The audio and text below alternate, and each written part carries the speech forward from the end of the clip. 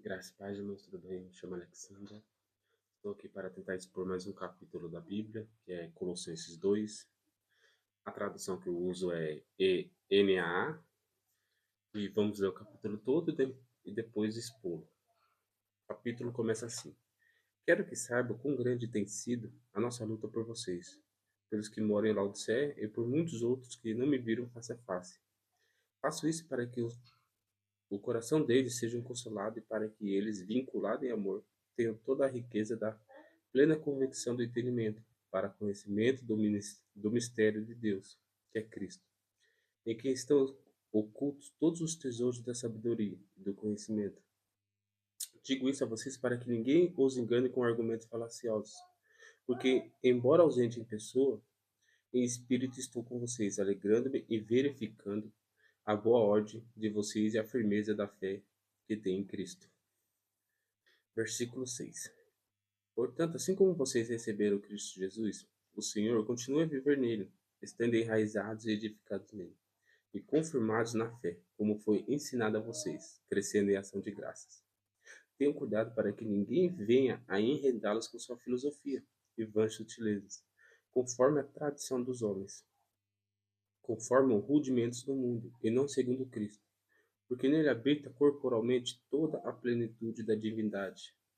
Também nele vocês receberam a plenitude.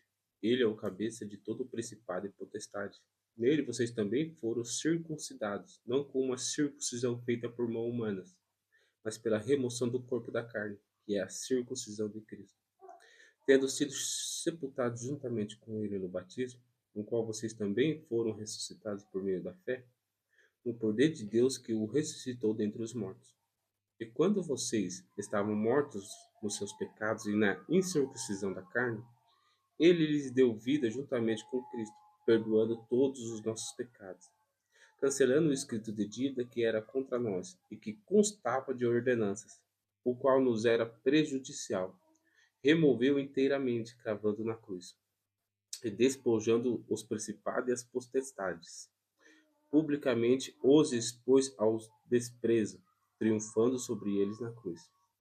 Portanto, que ninguém julgue vocês por causa de comida e bebida, ou dia de festa, ou lua nova, ou sábados, porque tudo isso tem sido sombra das coisas que haviam de vir. Porém, o corpo é de Cristo. Não deixe que ninguém se faça de árbitro para desqualificar vocês com pretexto de humildade e culto de anjos, baseados em visões, estando cheios de orgulho sem motivo algum na sua mente carnal, e não retendo a cabeça, a partir da qual todo o corpo, suprido e bem vinculado por suas juntas e ligamentos, cresce o crescimento que vem de Deus. Versículo 20. Se vocês morreram com Cristo para os rudimentos do mundo, por que se sujeitam às regras, como se ainda vivessem no mundo? Não toque nisto, não coma disto, não pegue naquilo. Todas essas coisas se destroem com o uso. São preceitos e doutrinas de homens.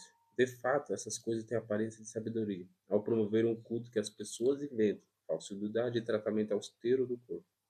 Mas elas não têm valor algum na luta contra as inclinações da carne. O capítulo termina no versículo 23.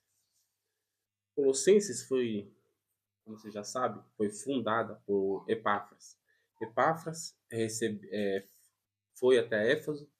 Ele ouviu o evangelho através de Paulo, se converteu, abriu seu coração para Jesus Cristo e então ele volta para sua casa com uma ideia em mente: pregar Jesus Cristo. Então ele vai para sua casa, começa a pregar e ensinar. E ele vê com seus olhos que a semente do evangelho começa a dar frutos. As pessoas começam a aceitar o evangelho, as pessoas querem saber mais sobre Jesus Cristo. E, e então, no meio de todas as pessoas, aparece um falso mestre, que ele quer deturbar a fé cristã. E Paulo manda uma carta. Paulo manda essa carta de Colossenses para que ajudar os irmãos a se afastarem desse falso mestre, se afastarem desse falso ensino. Então, no primeiro capítulo, Paulo mostra a suficiência de Cristo. Cristo, que Jesus Cristo, ele é a imagem do Deus invisível, que Jesus Cristo, ele é sobre todas as coisas e sobre todas as pessoas, ele tem a preeminência, que ele é primeiro em tudo, ele está sobre todos, ele criou céus e terra, que Jesus Cristo é o cabeça da igreja. Então, Paulo mostra de forma maravilhosa que Jesus Cristo está acima de tudo no modelo espiritual. No segundo capítulo, ele mostra que Jesus Cristo está acima de tudo corporalmente. Então, Paulo manda a primeira carta, o primeiro capítulo ele já mostra a suficiência de Cristo espiritualmente, e agora ele vai mostrar a suficiência de Cristo no seu próprio corpo. Antes de nós entrarmos na suficiência de Cristo, olhe que Paulo apresenta de forma bem clara a prática que o falso herege fazia, que o herege fazia, como que ele trabalhava. No versículo 4 vai dizer que ele trabalhava com argumentos falaciosos. No versículo 8 vai dizer que ele trabalhava com filosofia e vãs sutilezas, conforme a tradução dos homens. E no versículo 16 vai dizer que ele trabalhava com exigências, querendo desqualificar muitas pessoas caso não cumprisse essas exigências. Como podemos ver no versículo 4, argumentos falaciosos é persuasão, é a arte de falar. Então, a primeira característica de um falso mestre, ele quer te persuadir com suas palavras, mesmo que na boca dele não tenha verdade. Ele só quer que você faça algo para ele, mesmo se isso não, mesmo que ele não tenha verdade. Ele só quer o resultado das suas palavras. É igual um vendedor. O vendedor não quer saber da sua vida pessoal. Ele não quer saber se você tem dinheiro. Ele não quer saber se com a sua compra que você vai fazer vai te prejudicar futuramente ou não. Ele só quer o resultado. Assim como um vendedor só quer o resultado da compra, assim um falso mestre quer. Com suas palavras, ele só quer te convencer a que ele faça algo, que você faça algo para beneficiar ele. E é através não só de palavras, mas também ele usa filosofias e vãs sutilezas. Preste atenção que Paulo não rejeita a filosofia. Paulo só mostra que a filosofia é palavras de homens para homens, que não é suficiente em relação ao mundo espiritual. Ela só vai de homens para homens, ela só fica na terra, ela vai passar. Ela é um rudimento do mundo que vai ficar no mundo, que isso vai passar, que isso não vai chegar aos céus. A filosofia é simplesmente algo mundano, algo do mundo, não algo que podemos levar em um sentido espiritual para chegar até Deus. E também ele mostra isso, que que o falso mestre usa filosofias mundanas de homens para tentar te convencer a que você faça algo para ele. Lembrando que ele quer te convencer a fazer algo, mesmo que esse algo não seja verdade. E como que ele te, como que ele, como que eu posso dizer? Como que ele te faz você fazer algo? É com exigências que a Bíblia não diz. Ele diz assim, ó: portanto, ninguém julgue vocês por causa de comida e bebida, o dia de festa, os sábados, ou lua, porque tudo isso tem sido sombra das coisas que haviam de vir. Porém, o corpo é de Cristo. Não deixe que ninguém se faça árbitro para desqualificar vocês com pretexto de humildade e culto de anjo, baseados em visões, estando cheios de orgulho sem motivo algum na sua mente carnal. Preste atenção que o falso mestre, ele quer exigir tarefas, ele quer exigir preceitos de você para te segurar até ele. Se você não fizer isso, ele vai tentar de alguma forma desqualificar você. Isso é totalmente contrário à palavra de Deus. Paulo, em toda a sua carreira, ele encontrou alguns falsos mestres. Um que ele já chegou a dizer que ele tentava pregar, e esse falso mestre, ele tentava deturbar a fé cristã, onde Paulo apontou o dedo para a cara desse falso mestre e disse: ó servo do diabo, até quando você perverterá os retos caminhos de Deus? Então, Paulo ensina que, tanto em Atos como em Timóteo, que o que está por trás de um falso mestre são espíritos enganadores, são doutrinas de demônios. Toda vez que alguém quer te ensinar a fugir das escrituras, é, a diminuir Deus, a tentar receber glória para si, tome cuidado que esse pode ser um falso mestre. Tanto em Deuteronômio, que é no Antigo Testamento, como no Novo Testamento, Deus sempre bate na mesma tecla. Cuidado com o falso mestre. Jesus Cristo chega a dizer que o falso mestre veio para matar, roubar e destruir. Um falso mestre, se você cair na cilada de um falso mestre, você vai ser morto espiritualmente, porque ele vai te afastar de Deus. Ele vai te roubar fisicamente, porque é isso que ele busca. Então tome cuidado com o falso mestre. E como podemos evidenciar um falso mestre? Tem um sistema na matemática que é adição, subtração, multiplicação e divisão. Podemos usar isso para evidenciar um falso mestre, que é, primeiro é a adição. Ele tenta adicionar algo a mais à Bíblia. Só a Bíblia não é suficiente. Só a Bíblia para ele não é suficiente. Ele tenta te induzir a mesma coisa, com filosofias, dizendo que a Bíblia está errada, que a Bíblia é inerrante, e assim por diante. E também trabalha a subtração. A subtração, ele tenta subtrair algo de Cristo. Ou Jesus Cristo não é 100% Deus, ou Jesus Cristo não é 100% homem. Ou Jesus Cristo não tem a totalidade de salvação. Ou algo assim. Sempre tenta diminuir algo de Deus, de Jesus Cristo. E também a multiplicação. Ele exige algo a mais que Cristo exigiu. Jesus Cristo exigiu que você tenha fé nele, que você creia nele, que você receba ele como Senhor e Salvador. E através disso, por meio da fé, você vai receber a graça. E isso é suficiente para a salvação. Um falso mestre, não. Ele vai tentar colocar algo sempre a mais, sempre, sempre, sempre a mais para que você dê a ele o que ele quer. Então, ele vai sempre exigir algo a mais do que Cristo exigiu. Então, tome cuidado com os falsos mestres. E também ele trabalha com a divisão. Ele tenta dividir a glória de Deus com ele ou com o grupo dele fechado. E através dessas quatro perspectivas, você tem agora uma visão, você pode ter agora uma visão diferente de um falso mestre. Porque a Bíblia, na visão de Paulo, em Timóteo, ele vai dizer que um falso mestre está sendo influenciado por espíritos enganadores. Um falso mestre está sendo influenciado por doutrinas de demônios. Então, quando você vê um falso mestre usando o nome de Deus, mas você sabe que ele usando o nome de Deus, mas ele diminui as escrituras, ele quer diminuir Jesus Cristo, ele quer receber a glória para ele, ou ele quer exigir algo a mais que Jesus Cristo exigiu, tome cuidado com ele. Tome cuidado com ele, porque ele não é Deus que está usando ele. Quem está usando ele são espíritos enganadores.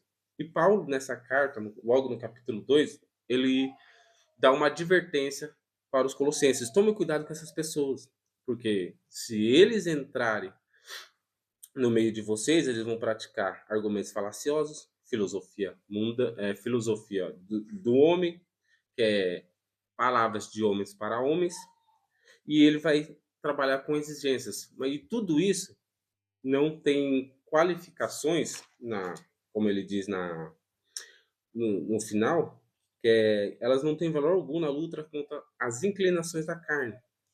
Porque o falso mestre ele só quer o bem-estar dele, ele não quer o seu bem-estar. Ele não quer que você vença a carne.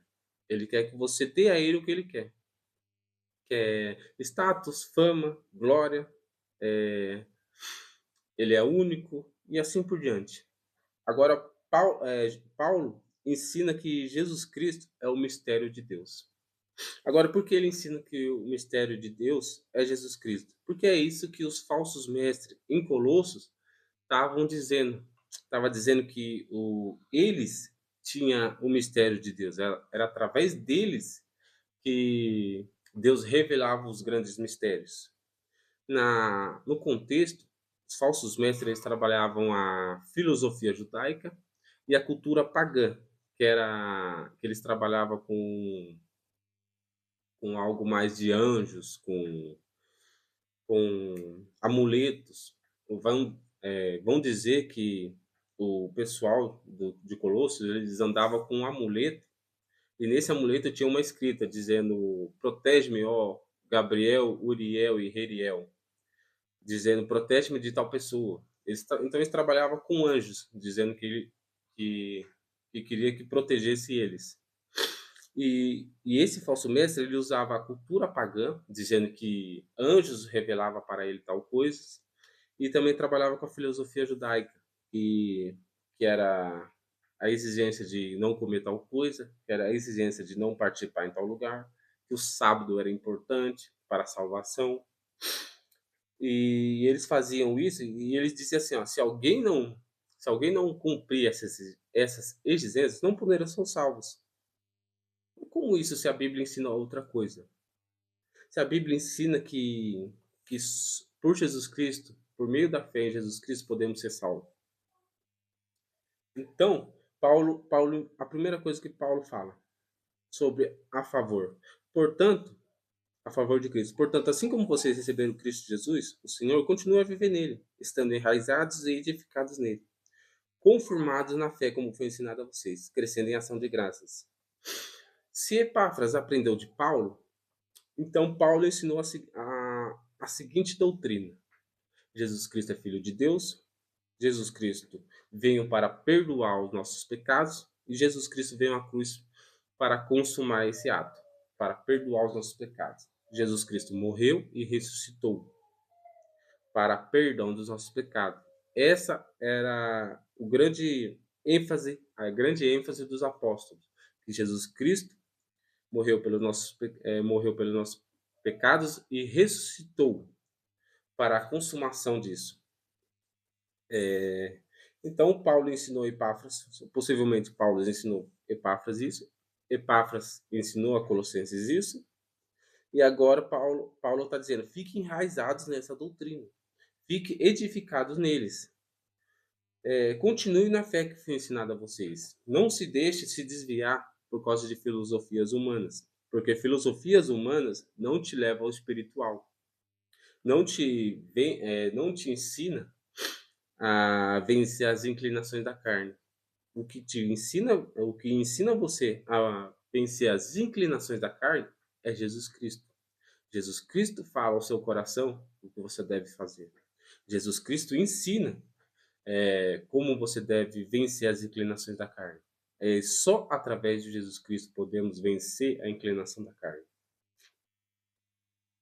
E no versículo 9, Paulo vai dizer assim: porque nele habita corporalmente toda a plenitude da divindade. Os falsos mestres, eles diziam que eles eram um tal de mediador entre Deus e os homens. Paulo refuta isso dizendo que é em Cristo que existe toda a plenitude da divindade. Se você quer conhecer a Deus, é através de Cristo.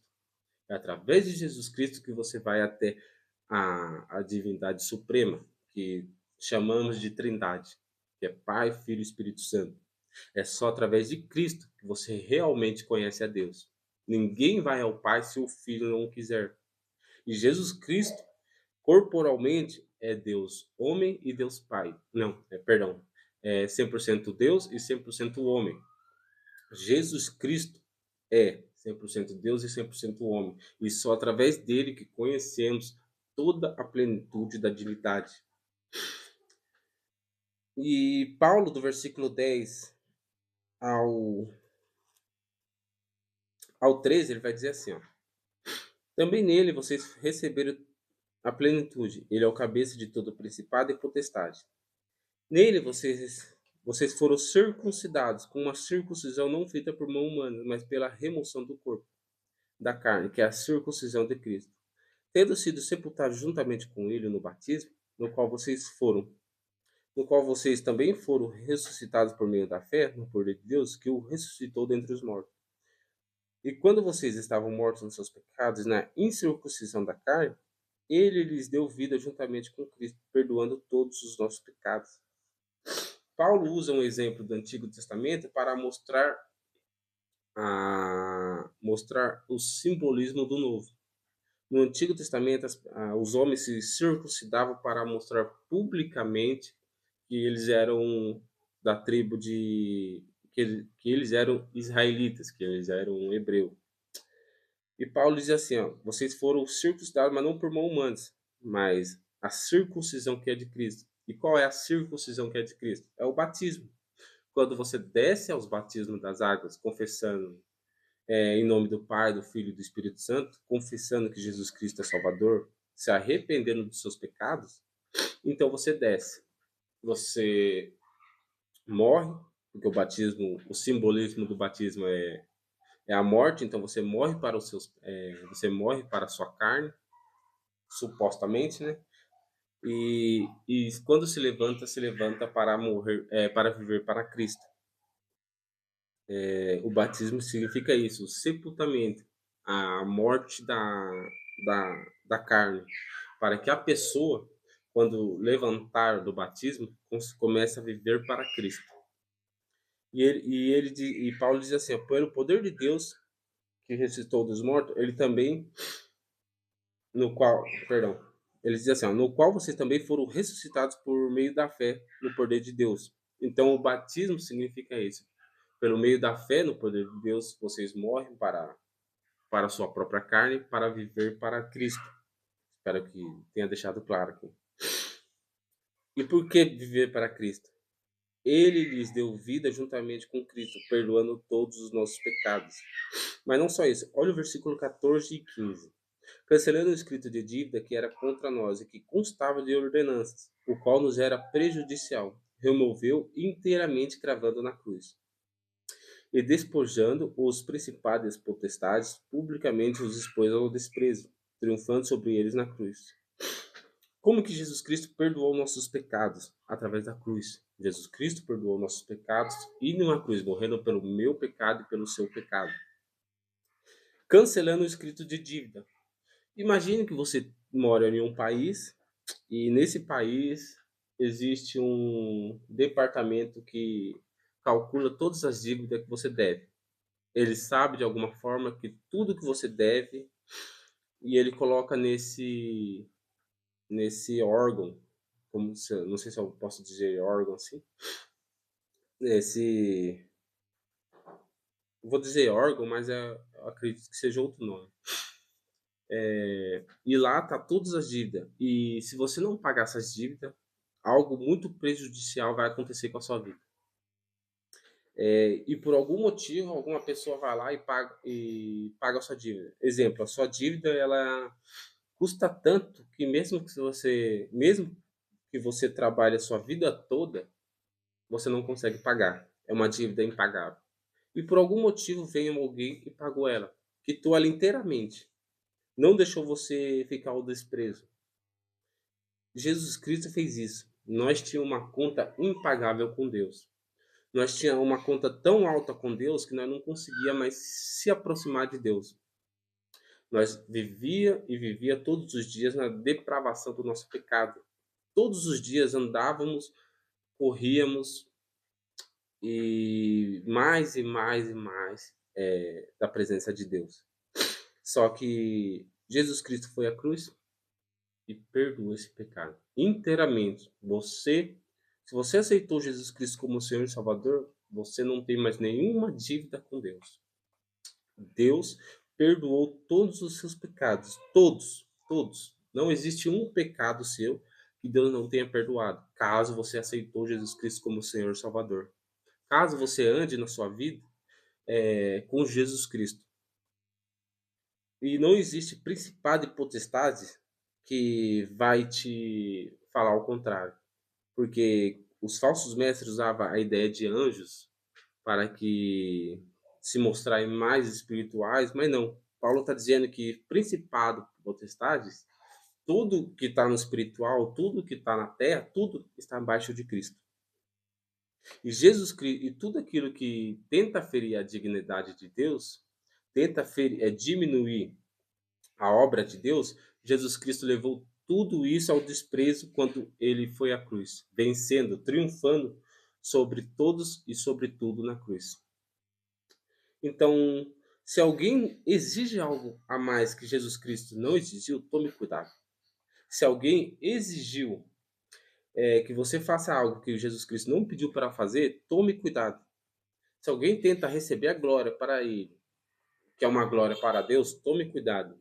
E se alguém tenta diminuir Jesus Cristo para que ele possa receber status, tome cuidado. E se alguém tenta, e se alguém tenta é, diminuir, acrescentar, né? Acrescentar, adicionar algo além da autoridade da Bíblia, tome cuidado, porque Paulo ensina que Jesus Cristo é suficiente. Paulo ensina que as escrituras são suficientes.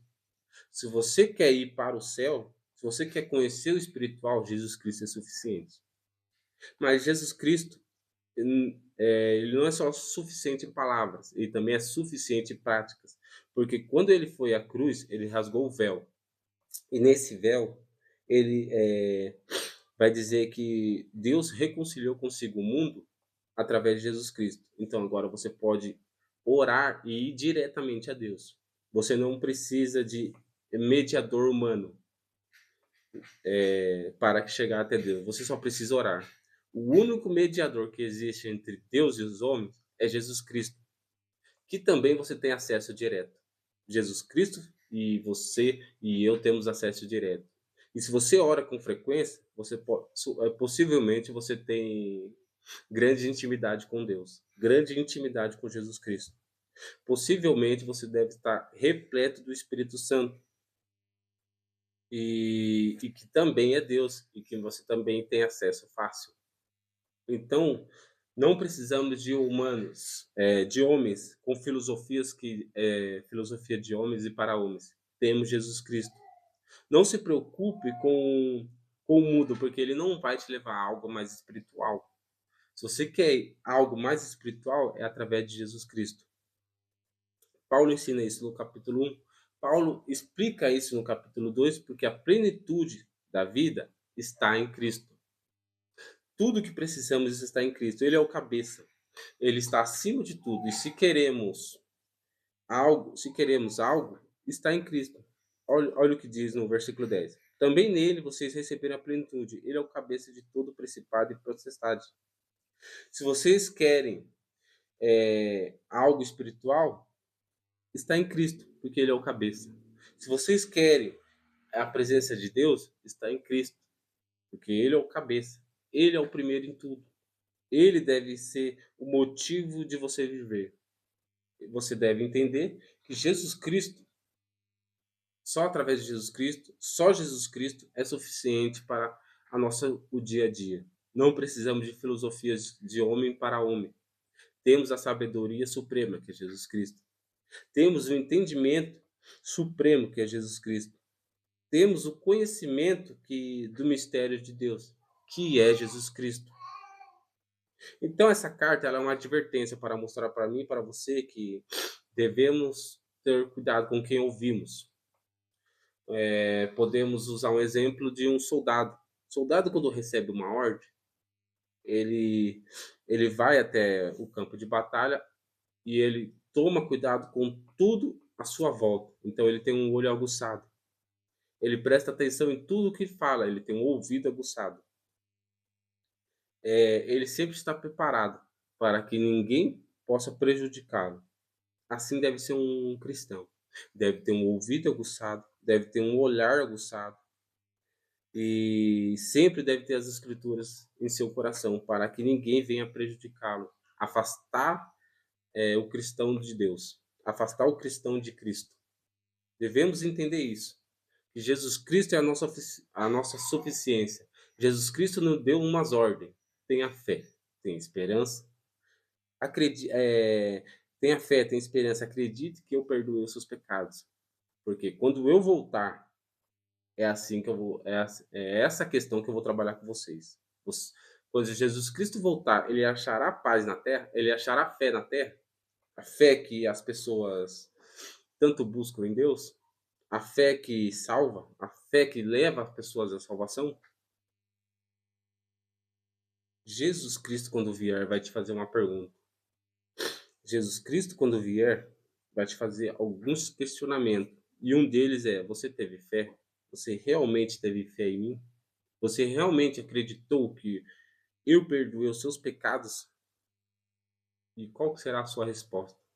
A sua resposta Hoje, você pode responder através das suas atitudes.